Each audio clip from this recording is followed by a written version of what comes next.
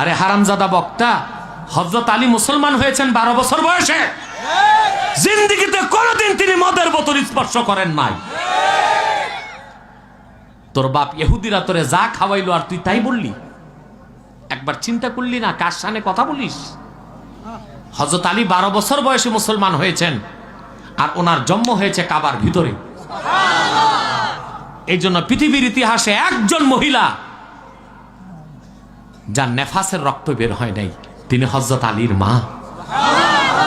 কারণ হযরত আলী জন্ম নিয়েছেন বাইতুল্লাহর ভিতরে। নেফাসের রক্ত বের হলে কাবা নাপাক হবে, আল্লাহ তা হইতে দেন নাই। সুবহানাল্লাহ, সুবহানাল্লাহ। সে আলীকে নিয়ে মন্তব্য, হযরত আলী নাকি মাতাল হয়ে তারপর মাগরিব নামাজে দাঁড়াইছেন।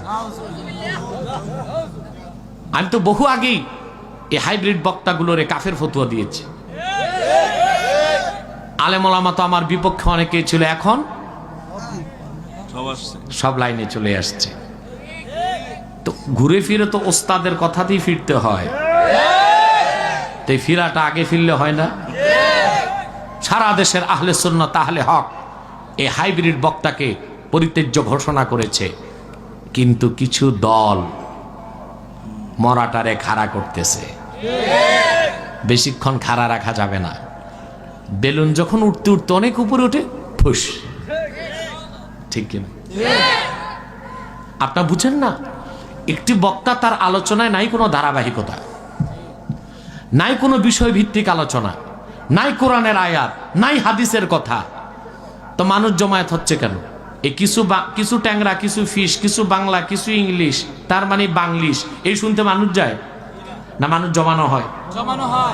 সারা জেলা থেকে, থানা থেকে দলীয় লোকগুলো এনে ভরে দেওয়া হয় মাঠঘাট, শোডাউন করা হয়। বাংলাদেশের মানুষ ভাত চাবায় খায়। বাংলাদেশের মানুষের আইওয়াস চলবে না। এদেশের মানুষ বিবেক সম্পন্ন মানুষ। আমি বলবো তোমাদেরকে, মরার দায় তোমরা নিও না, তোমরা নিজেদের মরতে হবে। ঠিক কিনা? হযরত খাদিজার শানে বেয়াদবি। কে মা খাদিজা তুমি জানো? মা খাদিজার শানে বলা হয় তিনি বুড়ি, কালো, 3 বারের তালাক্কা, ইনট্যাক্ট ছিল না। মিয়া, তোমার আমার মাকে যদি কেউ এ কথা বলে বরদাস্ত হবে? কে মা খাদিজা? কে? হাদিস সাক্ষী। ইন্তেকালের পর রাসূলুল্লাহ সাল্লাল্লাহু আলাইহি ওয়াসাল্লাম জুব্বা মুবারক লাশের সাথে দিয়ে দিয়েছেন কবর।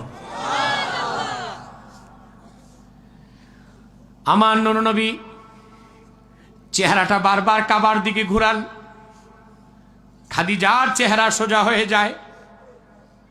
হুজুর ভয় পেয়ে গেলেন, কি খাদিজার উপর আল্লাহ কি নারাজ নাকি? আবার ওহী চলে আসলো। আল্লাহ বললেন, হাবিব, খাদিজার চেহারা দুনিয়ার কাবার দিকে থাক, আমি চাই না। আমি চাই খাদিজার চেহারাটা আমার আরশে আজিমের দিকে থাকুক। সুবহানাল্লাহ। উনি আম্মা জান খাদিজা, আর ওনাকে নিয়ে এত লাগামহীন বক্তব্য আমার বরদাস্ত হয় নাই। আমার কলিজায় রক্তের ক্ষরণ হয়েছে। আমি কুফুরির তীর নিক্ষেপ করেছি এবং অব্যর্থভাবে তা লেগেছে। ঠিক কিনা বলেন?